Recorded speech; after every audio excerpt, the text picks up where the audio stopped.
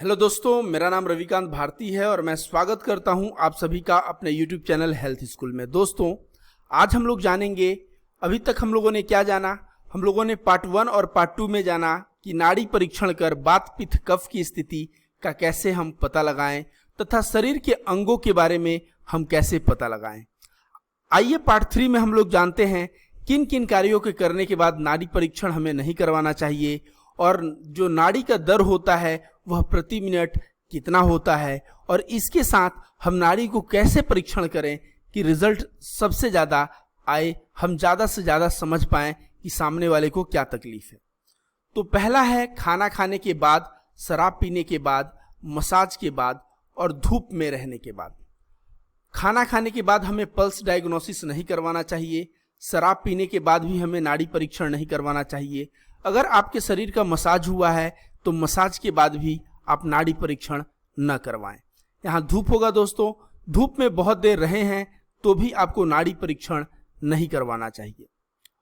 आग के नज़दीक बैठने के बाद नाड़ी परीक्षण नहीं करवाना चाहिए।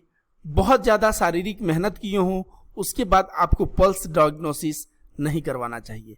संभोग के बाद भी नाड़ी परीक्षण से हमें नहीं करवाना चाहिए। अगर आपका पेट भूखा हो, आप भूखे पेट हो, तो भी आपको पल्स डायग्नोसिस नहीं करवाना चाहिए।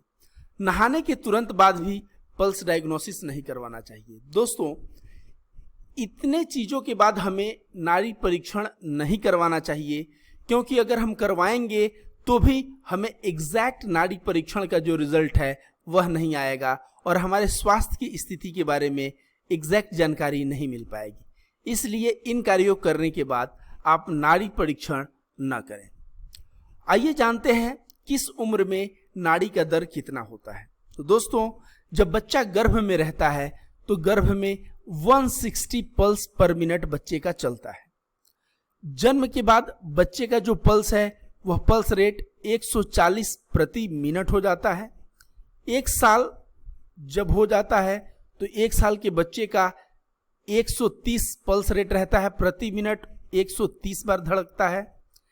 1 से 2 साल का जो बच्चा हो जाता है, 2 साल के बच्चे में आप देखेंगे 100 पल्स पर मिनट का उसका दर रहता है। 3 से 7 साल बच्चे का यह 95 पर मिनट हो जाता है। 8 से 14 साल के बच्चों का 80 पर मिनट हो जाता है। वयस्क लोगों में 72 पल्स पर मिनट रहता है और बुढ़ापे में यह 65 पल्स पर मिनट हो जाता है। दोस्तों, बीमारी जो है, जब आप बीमार रहेंगे तो आपका पल्स जो है 120 पर मिनट रहेगा और मृत्यु के समय 160 पर मिनट पल्स का दर रहता है। तो हम लोगों ने पल्स के दर के बारे में भी जाना। दोस्तों, नाड़ी के परीक्षा और संशोधन की इस तकनीक को सीखने के लिए प्रतिदिन हमें ध्यान और प्रतिदिन अभ्यास की आवश्यकता होती है। याद रखिए, मैंने पहले ही कहा कि आप जब ज़्यादा संवेदनशील परीक्षक होंगे तो ही आप नाड़ी की सही स्थिति को बता सकते हैं और सही डायग्नोसिस कर पाएंगे। तो इसके लिए आपको प्रतिदिन अभ्यास करना पड़ेगा। मैं तो वीडियो के माध्यम से बता के चला जाऊंगा, लेकिन अगर आप अभ्यास नहीं करेंगे, आप ध्यान नहीं करेंगे तो डेफिनेटली आप चीज़ों को समझ नहीं पाएंगे। तो जितना ज़्यादा ध्यान और जितना ज़्यादा अभ्यास करेंगे आप नाड़ी परीक्षा में, आप उतना ही कुशल होते जाएंगे। आप दिन के अलग अलग समय में अपनी ही नाड़ी का बदलाव महसूस कर सकते हैं। कहा जाता है दोस्तों, शुरुआत खुद से होती है। तो आप अपने ही नाड़ी को भी दिन के अलग अलग समय में आप चेक करें और उसका बदलाव महसूस करें। आप पाएंगे कि पेशाब के बाद जब भूख लगी हो तो खाली पेट, या जब आपको गुस्सा आता है, इस वक्त आपका पल्स जो है, इस पल्स में बदलाव पर भी ध्यान हमें देना है। जब आप पेशाब के बाद भूख लगने पे और गुस्सा आने पे पल्स पे ध्यान देंगे तो भी आपको समझ में आएगा कि पल्स कैसे मैटर करता है।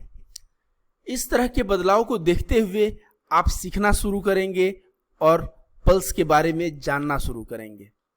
दोस्तों, मुझे लगता है यह वीडियो आपको पसंद आया होगा।